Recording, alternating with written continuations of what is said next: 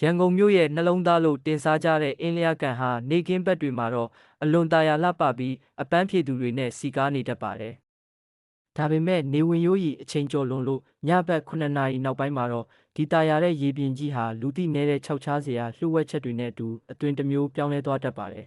။အင်းလျားကန်ရဲ့ရေပြင်အောက်မှာလူမသိနိုင်တဲ့အမှောင်ထုတွေဘလောက်အထိရှိနေသလဲဆိုတာကိုဒီနေ့မှာအသေးစိတ်တင်ဆက်ပေးသွားမှာဖြစ်ပါတယ်။ပထမဆုံးအနေနဲ့ဒေတာခန်တွေကြားမှာကာလရှည်ကြာယုံကြည်လာကြတဲ့လူစားတဲ့ကံကဆိုတဲ့အယူအဆအကြောင်းပြောပြချင်ပါတယ်။အင်းလျားကန်ဟာနှစ်စဉ်ဆိုသလိုရေနစ်တည်ဆုံးသူတွေရှိနေတတ်တဲ့နေရာတစ်ခုပါ။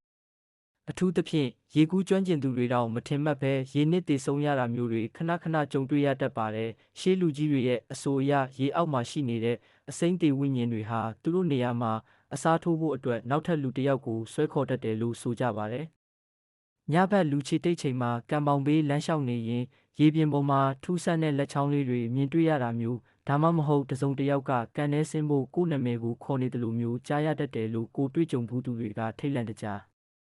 ပြောပြလေးရှိပါတယ်။နောက်ထပ်စိတ်ဝင်စားစရာကောင်းတဲ့အချက်ကတော့အင်းလျားကန်ပတ်လည်မှာရှိတဲ့ကိုလိုနီခေတ်ဟောင်းခြံဝင်းကျဲကြီးတွေရဲ့နောက်ခံသမိုင်းပဲဖြစ်ပါတယ်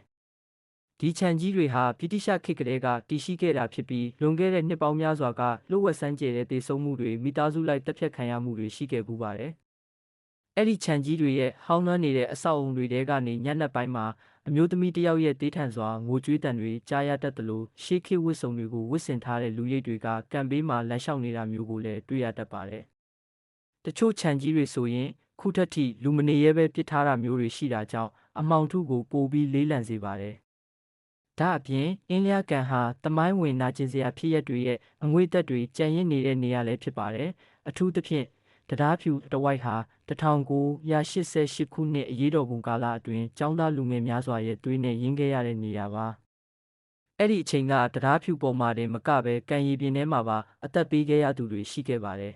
။အဲ့ဒီဖြစ်ရက်နောက်ပိုင်းမှာတော့ညဘက်အချိန်မတော်တွေမှာစစ်ဖက်နှက်တံတွေပြေးလွှားနေတဲ့ခြေတံတွေနဲ့အတူကဲကြပါဦးဟာဆိုတဲ့အော်ဟစ်တံတွေကိုကြားရတတ်တယ်လို့အနီးအနားကလူတွေကဆိုကြပါတယ်။ဒီဝိညာဉ်တွေဟာခုထက်ထိသူတို့ရဲ့နာကျင်မှုတွေကနေမလွတ်မြောက်နိုင်သေးပဲအင်းလျားကန်ရဲ့ညတွေမှာရှိနေကြဆဲဖြစ်ပါတယ်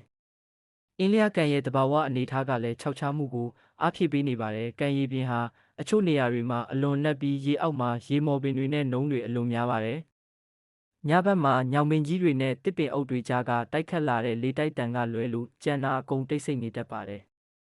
အဲ့ဒီတိတ်ဆိတ်မှုထဲမှာတစုံတစ်ယောက်ကကိုယ့်နောက်ကနေလိုက်လာတယ်လို့မျိုးဒါမှမဟုတ်အပင်ကြီးတွေပေါ်ကနေကိုယ့်ကိုစိုက်ကြည့်နေတယ်လို့မျိုးခံစားရတာဟာအင်းလျားကန်ရဲ့ညဘက်မှာခံစားရလိမ့်ရှိတဲ့ထူးခြားတဲ့ခံစားချက်တစ်ခုပါ။ဒါကြောင့်သင်ဟာညနေ9နာရီနောက်ပိုင်းမှာအင်းလျားကန်ပေါင်ဘေးကိုတယောက်တည်းရောက်နေခဲ့မယ်ဆိုရင်အမြဲတမ်းသတိရှိဖို့လိုအပ်ပါတယ်။သင်မမြင်နိုင်တဲ့တစုံတစ်ယောက်ကသင်ဘေးမှာရှိနေနိုင်တယ်လို့သင်ကိုရေထဲဆွဲခေါ်ဖို့စောင့်ဆိုင်းနေတာမျိုးလည်းဖြစ်နိုင်ပါတယ်။သင်ရောအင်းလျားကန်နဲ့ပတ်သက်ပြီးဒီလိုမျိုးကြောက်စရာကောင်းတဲ့ကိုယ်တွေအဖြစ်အပျက်တွေကြုံဘူးပါသလားရှိရင်ခမန့်မှာရေးပေးခဲ့ပါဦးအခုလိုမျိုးမြန်မာပြည်ကခြောက်ခြားစရာနေရာတွေနဲ့ထူးဆန်းထွေလာအကြောင်းအရာတွေကိုအမြဲကြည့်ရှုခြင်းနဲ့ဆိုရင်တော့ကျိုးတို့ရဲ့ channel ကို subscribe လုပ်ပြီးခေါင်းလောင်းလေးကိုလည်းနှိပ်ထားပေးပါဦးနော်နောက်ထပ်ဗီဒီယိုမှာပြန်ဆောင်ကြမယ်အားလုံးပဲဘေးကင်းကြပါစေ